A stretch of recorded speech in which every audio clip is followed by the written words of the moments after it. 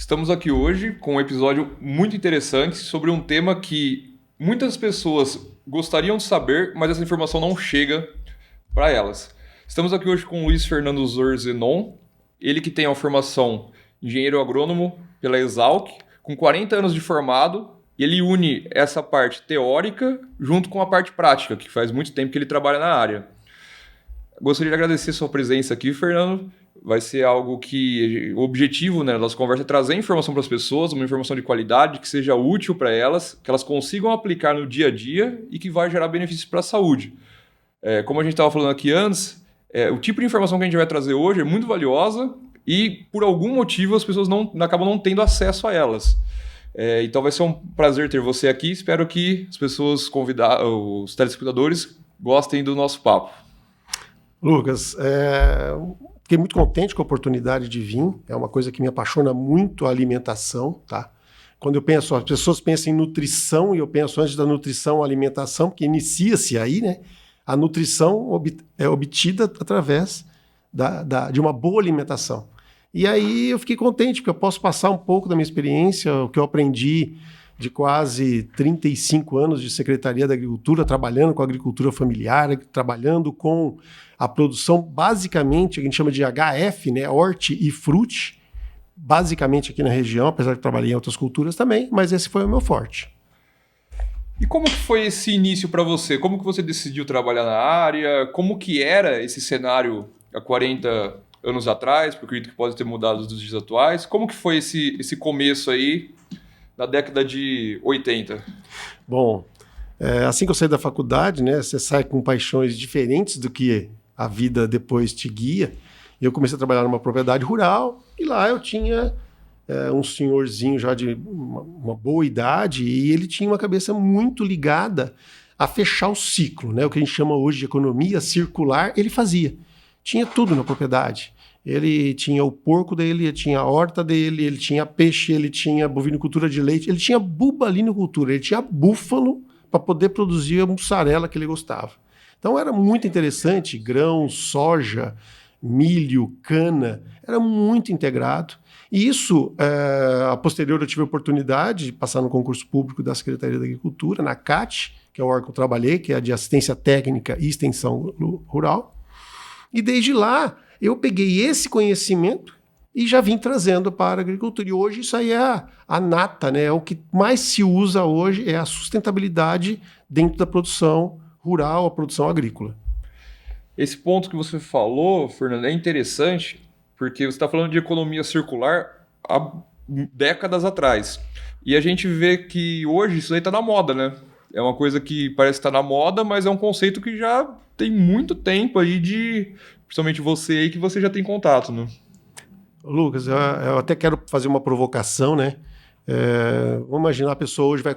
Todo mundo você tem o pão preferido, né? Teu padeiro preferido, teu conhecido da padaria, o açougueiro, o chopp preferido. E aí eu pergunto, alguém se preocupa com a alimentação? Eu vou falar basicamente de verdura. Alguém conhece da onde é produzida a sua verdura?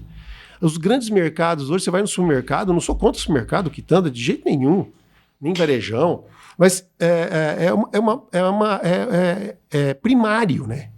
Eu tirei do solo, o produto está ali tenro, e eu não sei de onde veio, eu não sei com que cuidado, com que água, que ar, que ambiente. Será que a pessoa tinha higiene suficiente para estar produzindo isso? E a minha vida foi essa, tentar fazer com que o produtor cada vez chegasse mais próximo do consumidor, entendeu? E aí essa economia circular gera isso. Hoje, se eu comprar um pé de alface que veio do grande cinturão de São Paulo, eu deixei uma pegada de carbono monstruosa e deixei de valorizar aquele produto produzido aqui que nós temos. Vamos colocar aí uma circunferência de, vamos falar 100 quilômetros. Nós não valorizamos essa produção aqui próximo, né? Tivemos a pandemia. Alguém lembra da dificuldade de se transportar alimentos de longa distância porque parou tudo? Cadê a nossa segurança alimentar? E é muito interessante isso, quando eu fui conversar com você da gente fazer o episódio, porque, assim, eu sou nutricionista. Então, basicamente, a nutrição, ela termina no momento que você faz a recomendação, teoricamente, do alimento.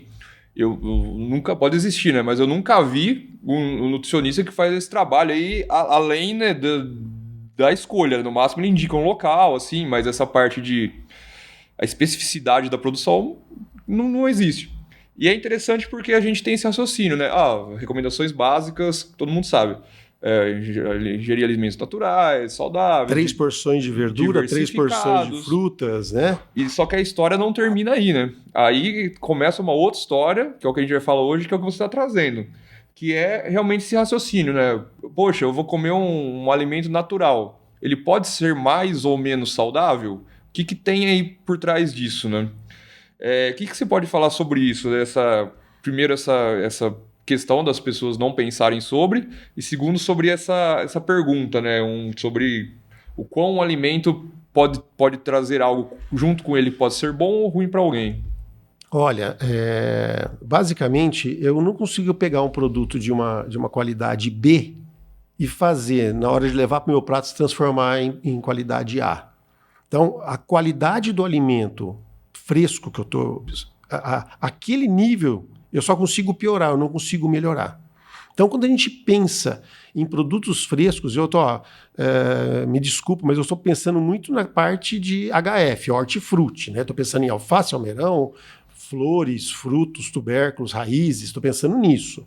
Tá? Esses produtos têm que ter um cuidado extremo, porque desde o desde da produção, desde o preparo do solo, a produção, a colheita, armazenamento da colheita e até a comercialização, são muitas etapas. E você imagina isso quando a gente perde esse feeling, perde essa qualidade de produto. Então, hoje a gente acredita que, olha, os alimentos bem tratados, e aí entra aquela parte que você falou, pode ter toxinas. Olha, e hoje, vamos entrar já na moda, os agrotóxicos, né, os defensivos agrícolas, tudo isso. Gente, quando você conhece o produtor, se você comprasse diretamente de um produtor que você conhecesse, você poderia começar a conversar com ele. O que você usa lá? Como que você combate insetos, fungos? Você equilibra o teu solo? Porque o meu trabalho dentro da secretaria era nunca pensar na patologia da doença, na patologia ou no inseto, na praga. Eu pensava, por que aquilo está aparecendo naquela planta? Então a gente tratava primeiro fisiologicamente excesso de temperatura, falta de água, excesso de nutrientes. E isso interfere completamente na qualidade do alimento. Vou dar um parâmetro para você. Quando a gente vamos pegar 2 pés de alface produzidos de maneiras distintas. Um hidroponia, acho que todo mundo sabe o que é isso. É um canal onde só corre água com nutrientes. E é outro alface produzido no solo, né? Quantos milhões de anos essa planta se adaptou àquele solo? Eu gostaria que acho que ninguém vai se confundir que dentro da seiva da planta, né, as veias, entre aspas, a veia da planta ali, seja algo inerte, né? Ali nós temos sais minerais, nós temos fungos, nós temos bactérias, nós temos vírus. E isso é a base do nosso sistema digestivo.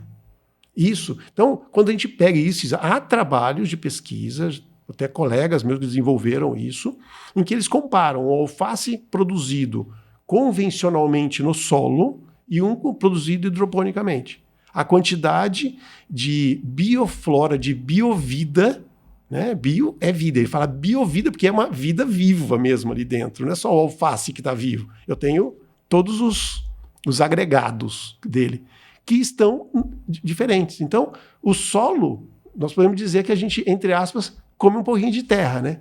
A gente come aqueles actinomicetos, fungos, tudo aquilo vai compor a nossa flora intestinal. Então, pela sua experiência desse tempo que você fazia essa consultoria, você acredita que muitas das vezes que é usado algum defensivo agrícola, alguma substância para fazer uma correção, se tivesse tido um melhor estudo do solo, da parte hídrica, da parte de disposição, clima, poderia não ser utilizado? Eu gosto que sempre faço um paralelo em que o uso do agrotóxico, né, vem para uma correção de um erro. Tá? Há momentos, sim, de pressão de pragas? Temos. Tem momentos de pressão de pragas, de fungos, excesso de chuva, muito seco, muito alta temperatura, baixa temperatura, tudo isso vai interferir. Só que no momento em que eu tenho a planta equilibrada, dificilmente ela vai reagir. Mas a grande culpa disso é o consumidor. Eu já presenciei consumidores reclamando porque dentro de uma planta, no caso, no dia era uma couve-flor, havia uma larva de um coleóptero, de um besouro. Mas é que era do solo. E aí a pessoa, absurdo, aqui ó, tem um verme aqui. Primeiro, não é verme, né? Era uma fase larval de um inseto. E se ele estava ali, isso eu tenho que agradecer. Significa que não teve veneno. Essa planta não está intoxicada a ponto de matar todo mundo. Entendeu? Então, a cultura, as pessoas vão comprar um tomate e fica procurando, amassando tomate por tomate para ver se tem algum doente. Né? A gente tem aquele produto de foto, né? Foi criada dentro de um laboratório. E na natureza não é assim. Nós temos que entender que há danos causados. Alguns danos são visíveis, outros não. E isso nós temos que melhorar a nossa educação alimentar. Sim, porque isso é um ciclo, né? Se a gente vai trabalhar de uma forma mais natural, consequentemente, os produtos não vão ficar com esse aspecto falso que a gente está falando. E aí ele ficando com um aspecto não tão bonitinho, não vai ser vendido, não vai ser escolhido. E aí se retroalimenta esse ciclo de cada vez querer algo mais artificial, né? E aí vem a culpa, né? E isso a gente pode se ver, né? Poxa, você quer tudo perfeito? Não é tudo perfeito. Nós não somos perfeitos. Um tem o nariz torto, um tem a orelha grande, o outro tem o nariz grande. Cara, isso faz parte na planta. Quando você vai colher os frutos, né? Você tem frutos pequenos, médios e grandes. E aí já começa o erro aí, porque existe uma classificação. Ó, fruto grande, fruto... Gente, tudo é um fruto. Todos têm valor. Tanto é que existe uma maçã no mercado pequena que o cara fez uma ação de marketing, vende num saquinho, colocou um nome bonitinho, e ele vende mais do que as maçãs grandes. Cara, é só uma ação de marketing. O fruto é o mesmo. Claro, frutos grandes têm melhor aproveitamento. Mas se a gente for considerar tirar a parte interna e a casca, que nós não deveríamos tirar as cascas, né, com exceção de alguns frutos, a maioria a gente não deveria descascar, não tem o porquê. Não tem o porquê. Na verdade, a nossa população é mal educada. Tá? Eu também fui mal educado. Eu demorei muito até entender e concluir isso. Me fala uma curiosidade, sim, que eu acredito que pode ser de mais pessoas. Vamos supor, eu tenho um sítio, aí eu vou começar a plantar alguma coisa, vou plantar alface lá. Aí, depois desse alface, eu vou vender para um supermercado, ou fazer parte de algum evento coletivo, igual você estava me contando antes que existe, né? Aí, nessa produção do alface, eu posso jogar qualquer coisa no alface? Eu posso fazer do jeito que eu quiser e depois vender? Ou existe algum tipo de controle nisso? Como que é feito isso? Existem todas as normas de produção de todos os produtos, tá? Se eu errar na dose, por exemplo, vou dar um exemplo, de nitrogênio, eu vou estar favorecendo algumas doenças e pragas. Se eu tiver deficiência de algum nutriente, eu também vou ter danos fisiológicos e pragas também. Então, isso em relação à adubação. A água, mesma coisa. E isso eu bato muito na tecla. Da onde vem a água que vai para a tua verdura? Se a gente pegar hoje um alface aí, nós vemos... Estou falando muito em alface porque adoro esse tipo de produto. Trabalhei muito com isso. Nós temos aí praticamente 80, 85, dependendo da fase da planta, até 90% de água. Então eu estou consumindo aquela água que eu estava dando. Será que aquela água é boa? Já começa por aí. Da onde vem a água? Certo? Quando a gente vai fazer todo o cultivo da planta, olha, eu estou com uma praga que eu vou ter que usar um defensivo, tá? Um agrotóxico. Existem normas, ó. Tal produto não é permitido, só é permitido produto X ou Y. E esse produto tem um período de carência. Eu apliquei ele hoje, eu não posso colher essa planta por 5, 7, às vezes 15 dias. Explica pra gente um pouquinho esse conceito do agrotóxico, porque é interessante. Eu já ouvi falar, às vezes pessoas que não têm conhecimento, que acreditam que o agrotóxico seria como se fosse um anabolizante para a planta, que é uma coisa assim, eu tenho por exemplo, uma planta normal, ela vai ser de um tamanho, aí uma que usa agrotóxico vai ser 10 vezes maior.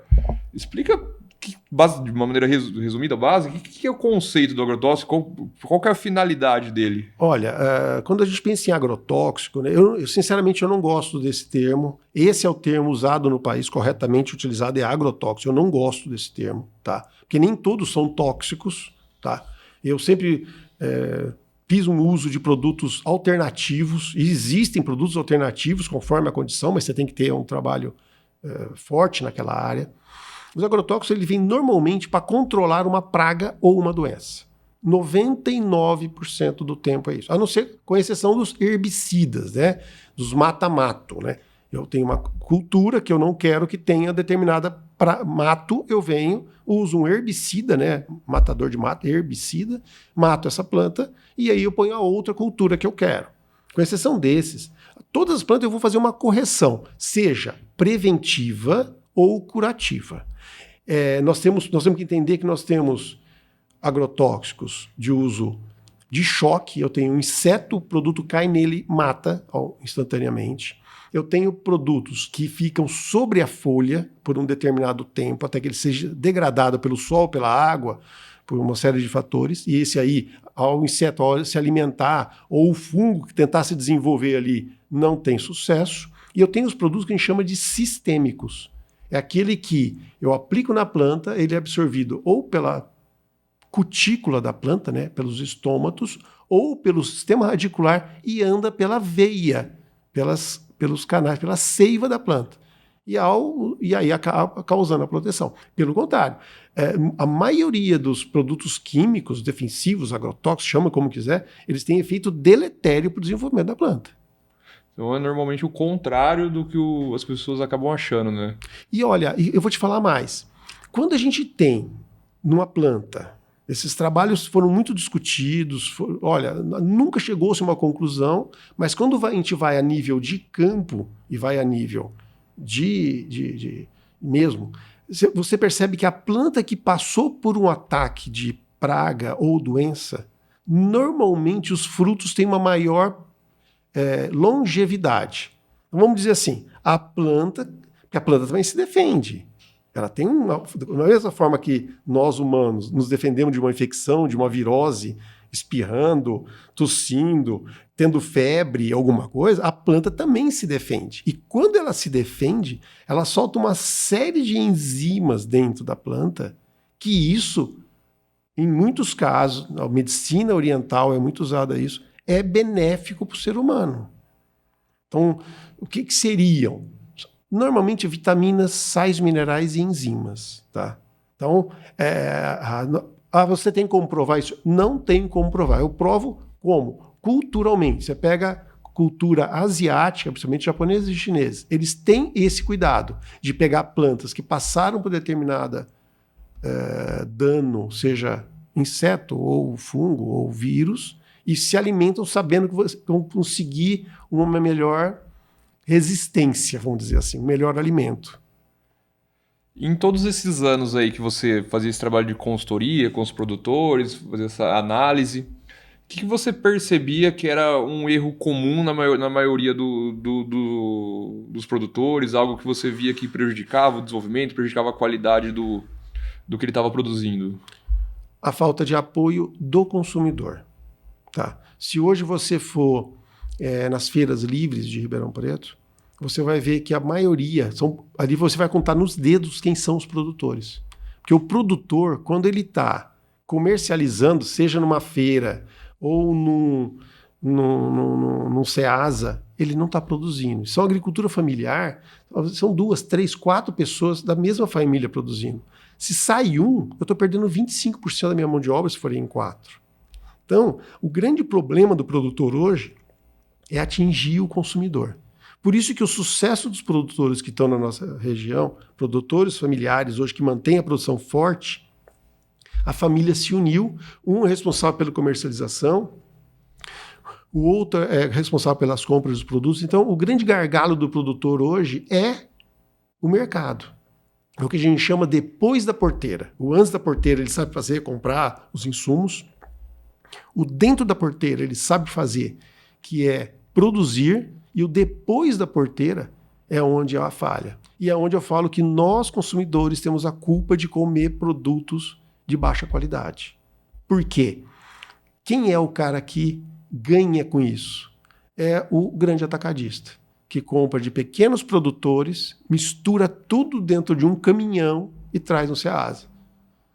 Então, eu volto a dizer, eu sempre bati na tecla da segurança alimentar. Hoje, cada consumidor tinha que ter o cuidado de saber, eu estou comprando de quem? É do seu Zé, é do Tião. Aonde que ele produz? Ele produz uma propriedade numa cidade aqui circunvizinha, mas você tem noção de onde é. Você vai num restaurante, você não vai no Google e vê até a recomendação. Por que nós não podemos também ter o cuidado de olhar onde ele está? Ou ele está a jusante ali a 5 quilômetros de uma cidade. Pô, aquela cidade tem esgoto tratado? Que água que ele usa? Então, isso, jusante, eu falo assim, abaixo, né? A água está passando pela cidade e descendo. Que qualidade que tem aquela água que ele usa? Qual água ele usa? Então, a gente não tem esse cuidado. Você quer ver um outro cuidado? Se a gente conseguisse comprar direto do produtor, e a gente conversou isso também, Lucas, você lembra que eu falei, por que não o uso integral de vegetais? Se você, em vez de comprar a cenoura, que, como a gente conhece, só aquele pedacinho ali de uma raiz, por que nós não podíamos comprar a cenoura que viesse com as folhas? Eu usaria essa folha para colocar num omelete, eu ia colocar isso aí num bolinho, numa tortinha misturada num sistema de alimentação. Hoje, o aproveitamento dos nossos, eu falo assim, aproveitamento integral dos nossos vegetais é péssimo. Né? E quando... por que ele não traz para a cidade? Porque ninguém sabe usar. Ninguém sabe usar. Esse raciocínio da água do alface, né? Eu acredito que é um raciocínio, assim, chocante para a maioria das pessoas, né? Porque é um raciocínio tão óbvio e que a gente não ouve falar, né? E é muito básico esse raciocínio, né? Eu nunca vi alguém falar dessa relação, né? De onde está vindo a água que está sendo usada na produção. Porque se a água está contaminada, naturalmente o produto vai sair muito mais, às vezes, que um pesticida, um agrotóxico. Eu já passei por uma situação onde eu fui consultado que eles queriam utilizar para uma área que não é mais de produção, hoje virou cidade, mas eles queriam aproveitar. Um córrego estava sendo desassoreado e eles queriam utilizar aquele resíduo do fundo, aquele lodo que está cheio de matéria orgânica, nosso esgoto é tratado mais ou menos, né? Tem vazamentos, tem tudo que usar aquele resíduo para colocar nas hortas para produzir verdura. E o primeiro cuidado que eu tive era, mandei para um laboratório credenciado do Estado para analisar aquilo ali. Eu tinha chumbo, mercúrio e outros metais pesados. Fernando, mas por que isso? É simples. Vamos imaginar um funileiro que está ali soldando uma chapa de carro, uma lataria de carro. Vamos pensar no cara, o mecânico que deixou virar uma bateria. A bateria caiu, vazou o ácido dela com o quê? Chumbo. Nossas baterias são feitas com chumbo. Você imagina tinta, que é usada no nosso piso da calçada, tem um teor de chumbo muito alto. A chuva, água pluvial, canal natural que é os rios, córregos. Eu estou contaminando todo, então provavelmente, se a gente pegasse aquele material e levasse para a horta, eu ia estar pegando material com metais pesados sendo levados para depois o consumidor. Você sabe, você como nutricionista sabe que eu preciso de ppb, né? Parte por bilhão de moléculas de chumbo e mercúrio para causar um dano irreversível. Vamos pensar numa aplicação prática, né? Porque eu acredito que o legal é não só a gente trazer uma provocação, né? Mas a gente buscar e trazer uma opção de o agir, né? A ação. Vamos pensar alguém que se interessou por esse raciocínio de buscar ter uma qualidade melhor de informação do que está consumindo. Como que essa pessoa poderia organizar isso? Porque a gente falando faz sentido, mas na prática, difícil alguém que não vai no supermercado ou vai num lugar tradicional. Como que a pessoa poderia organizar para ter esse cuidado na prática? Olha, existe um carimbo desse pronto, né? Que são as CSAs. CSAs é a comunidade que sustenta a agricultura. É um produtor que forma um grupo de pessoas, normalmente moram na cidade, que financiam ele, dá um certo recurso semanal ou mensal para ele, e semanalmente ou mensalmente vai lá e recebe a partilha da produção. Isso sustenta o produtor e o produtor sustenta em alimento. Só que o produtor, ele corre muito risco. Então, por que as CSAs muitas vezes não dão certo? Há 2 anos atrás a gente teve uma geada muito forte aqui na região. Tinha uma CSA trabalhando. Toda a verdura perdeu. E as pessoas que contribuíam não queriam entender que naquele período não teria o que colher. Claro, teve alguma coisa, né? As raízes ficaram, mandioca, cenoura, batata doce, isso tudo bem. Mas folhosas não tinha. Então a primeira coisa é a pessoa se conscientizar que é o quê? Ela tem que comer o produto que é o de época. Então não adianta eu querer comer um produto, por exemplo, eu quero comer, falar alguma coisa, lixia. Eu não tenho lixia agora, eu vou ter lixia a partir de outubro a janeiro. Eu vou querer comer determinados produtos que não é. Primeiro, produzir fora de época significa aumentar o risco daquela planta pegar pragas e doenças. Ou seja, aumenta o risco da pessoa estar consumindo um produto com maior uso de técnicas agrotóxicos e outras técnicas não corretas. Então, consumir o produto de época é o melhor. Mas eu estou com vontade. Na natureza não tinha vontade, né? Os animais consumiam conforme as árvores ofereciam. As árvores, as plantas, a natureza. A outra forma é o consumidor se aproximar dos produtores. Eu vou te dizer, dentro de Ribeirão Preto, nós temos uma dezena de produtores que produzem dentro da área urbana. Não suja o carro, tá? Não vai pegar a estrada de terra. Nós temos diversos produtores que passam dificuldade para comercializar. E a outra forma, nós temos na região de Ribeirão Preto grandes áreas já tradicionais de produção de verdura. Uma delas é Cajuru e a micro-região de Cajuru, que vai um pouquinho para Santa Rosa de Viterbo, São Simão, Caça dos Coqueiros, aqui Santa Cruz da Esperança. É uma área bem importante na produção de verduras. E esse pessoal vem comercializar aqui em Ribeirão Preto diariamente. E como as pessoas acham esse pessoal aí? Com certeza você já passou de carro e viu uma caminhonete ou uma carretinha parada numa esquina. Essa talvez seja o começo de você valorizar a produção local, que eu estou falando para a gente diminuir nossa pegada. Além disso, conhecer o produtor e por ali você vai vendo ainda. Tem pessoas que não têm o mesmo cuidado, os mesmos critérios para produção? Temos, como temos em toda a área. Nós temos maus profissionais e temos bons profissionais. Como que a pessoa pode identificar isso? Na conversa ele vai perceber o perfil do produtor, ele vai ver a verdura, ele vai ter contato. O que você está produzindo lá agora? Aí você vai, eu quero banana. Eu tenho essa banana. Você vai pegar a banana tem ali 15 centímetros. Mas eu estou acostumado no supermercado a pegar uma banana de 25 centímetros de comprimento. Poxa, qual que é o problema? Você está pagando um pouquinho a mais, mas você está pegando um produto fresco, que não passou nem por tratamento, né? O cara produziu no quintal dele ali, dentro da... Porque muitas vezes a banana entra como uma técnica de quebra-vento. É uma das técnicas para melhorar os cultivos. Você faz barreiras como se fosse um muro, só que você faz natural. Muitas vezes usa-se a banana como quebra-vento. Então, e ele acaba, teoricamente, seria um subproduto e não é. Então é possível a pessoa pegando na mão ela identificar um produto que tem características mais naturais e um produto que tem uma característica totalmente... Não é. Você vai pegar na mão, você não vai saber. Você vai desconfiar porque você vai ver o produto muito perfeito, sem nenhuma mancha. Né? Entendeu? Vou dar um exemplo. Né? Hoje mesmo eu estava com a minha esposa e nós fomos comprar um alface que foi comprado de um produtor no sábado, né?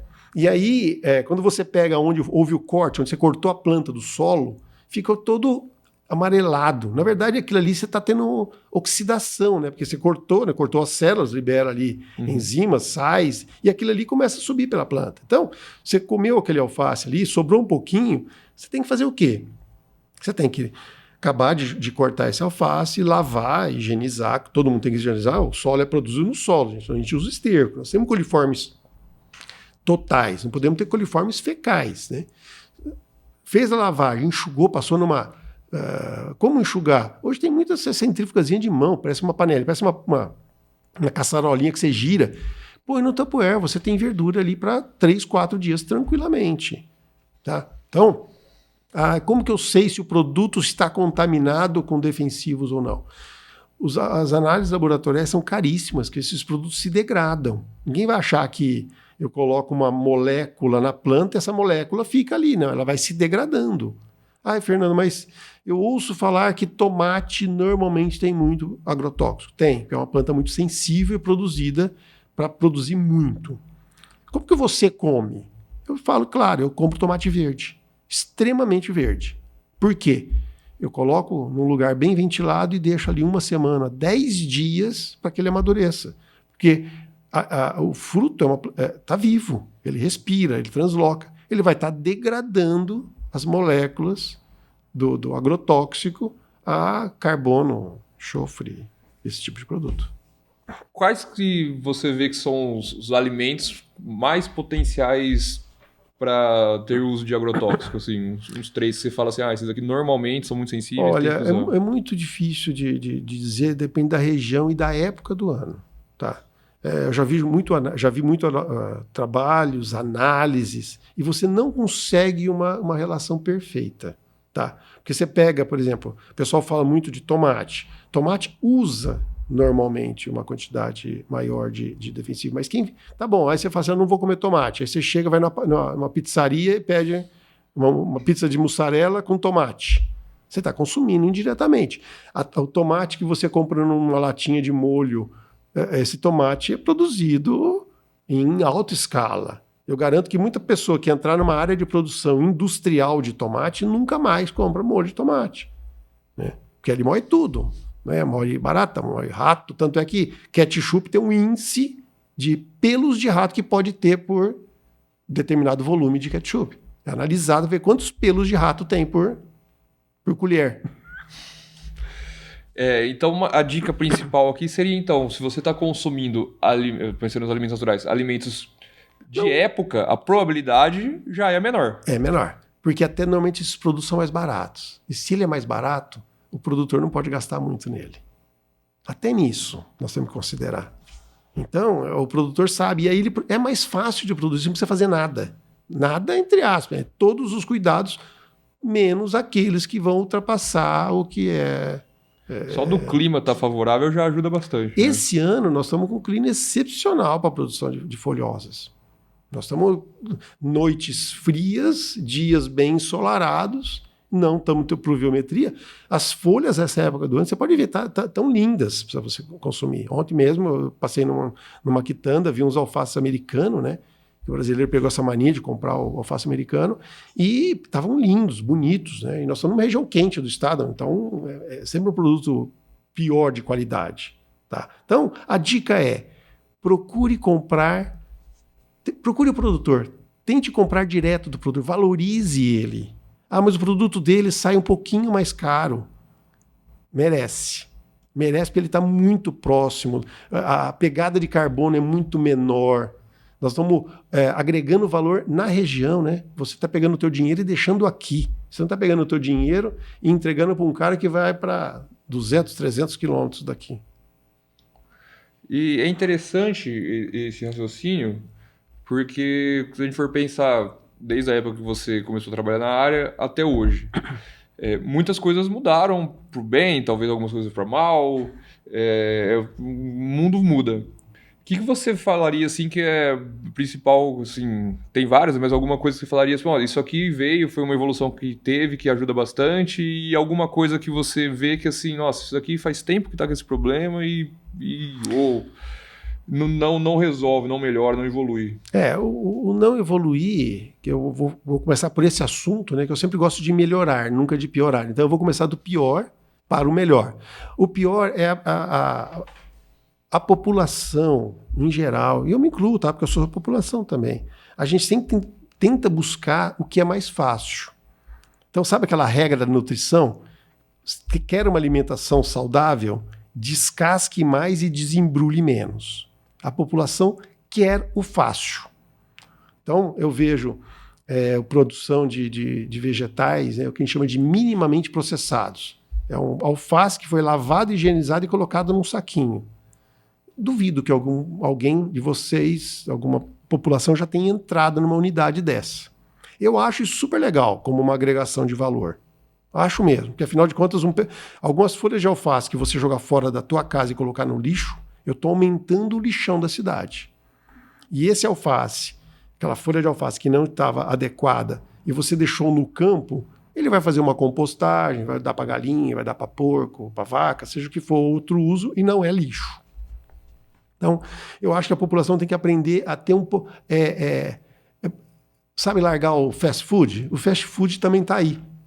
Por que não você pegar a verdura, a alface, a abobrinha e descascar você mesmo? Você vê o produto, vê como vai preparar, da forma mais... preparar aquilo em família. Eu acho que isso é muito ruim, que está hoje na população. Tá? A praticidade, eu acho que isso é muito, muito ruim. E aí ele quer o quê? Lindo, magnífico. Ele quer foto de revista. Tá? Nem sempre ele vai conseguir.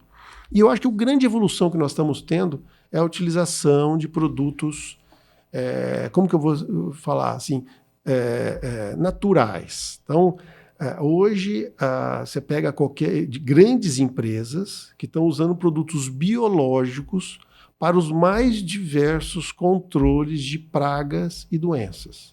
Hoje é uma rotina, certo? O uso de biológicos hoje tem um crescimento acima de 10 pontos percentuais ao ano.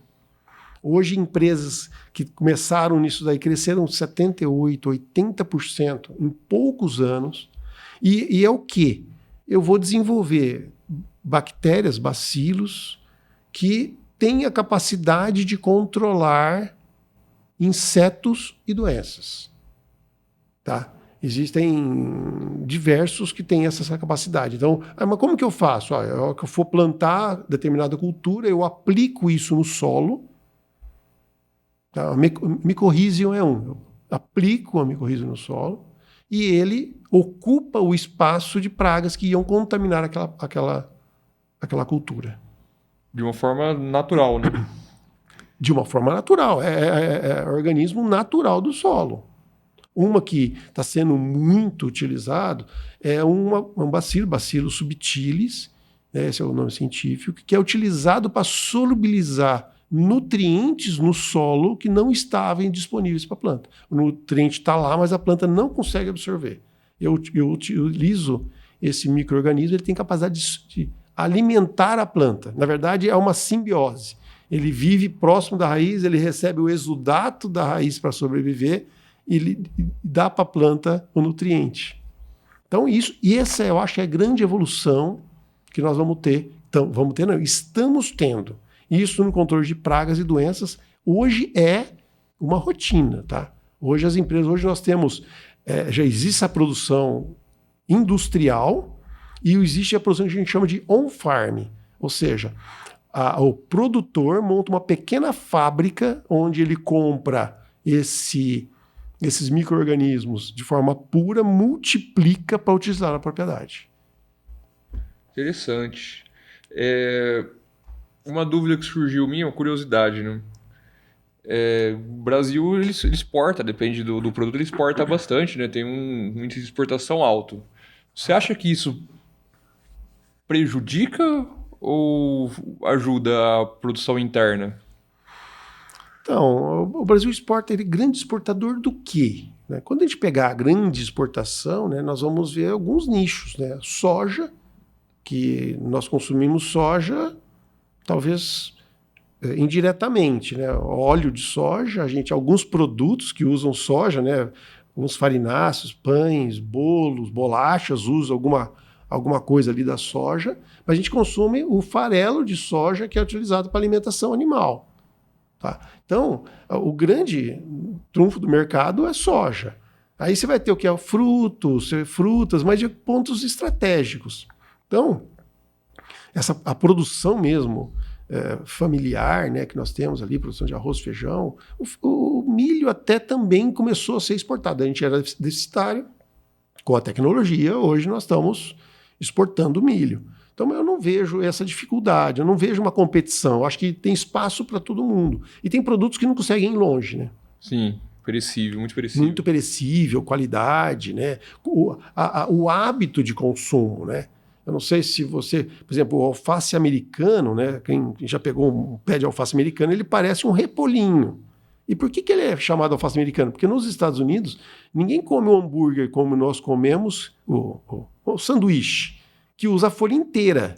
Lá não. Lá ele é moído. Ele passa por um que a gente chama de Robocop, pica tudo picadinho.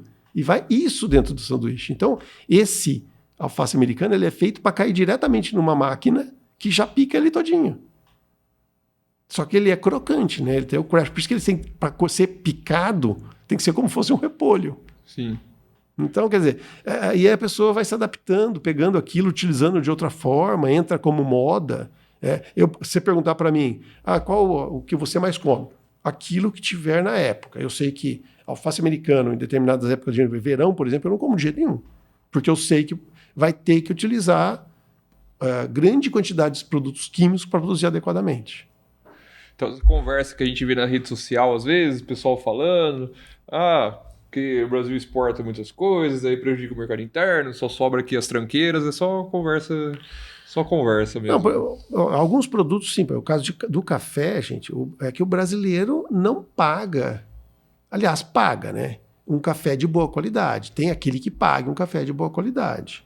Se você for aí numa cafeteria, se você fizer a conta de quanto você pagou, pegar ali quantos gramas de pó de café o cara usou para fazer o cafezinho que você tomou e pagou ali R$8, R$10, você vê que você vai estar pagando coisa aí de R$5.000, R$6.000 uma saca de café de 60 quilos.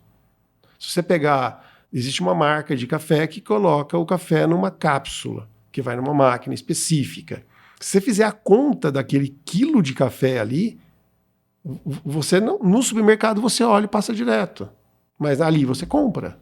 Então, na verdade, o brasileiro paga por aquilo que ele tem um valor diferenciado dentro. Tem um marketing em cima.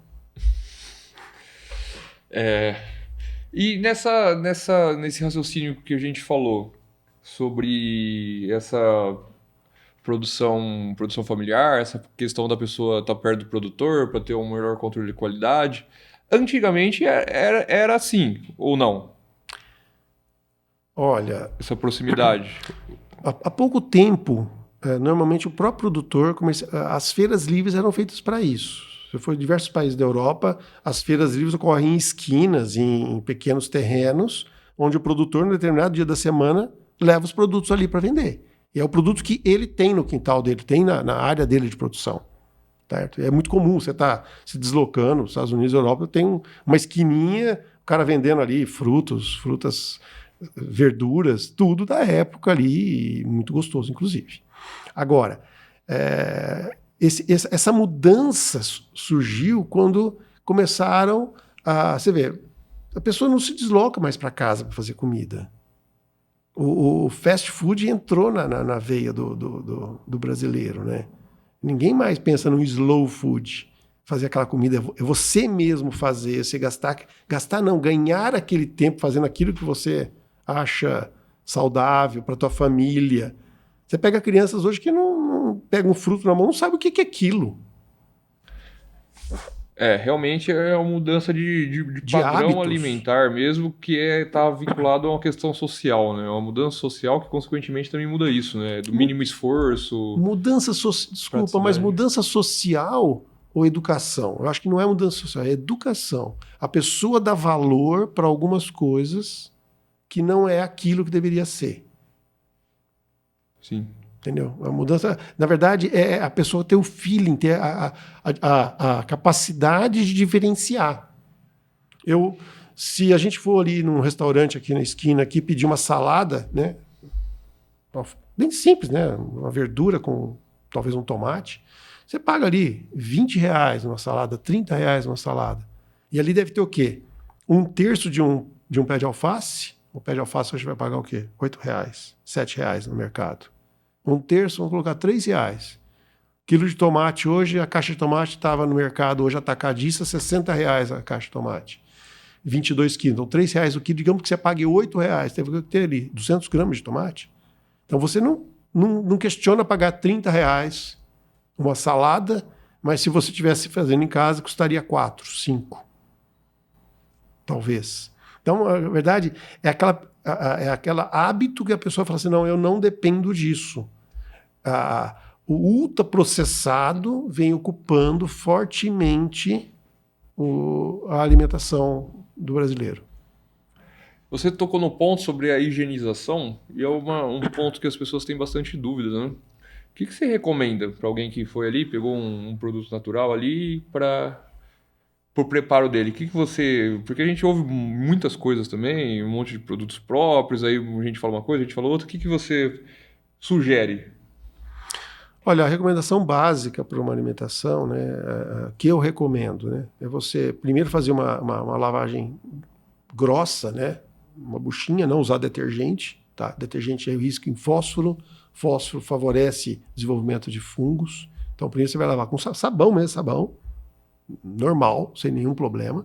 Esse produto, depois de lavado, tá, higienizado, ele pode passar por uma água com um pouquinho de vinagre, tá?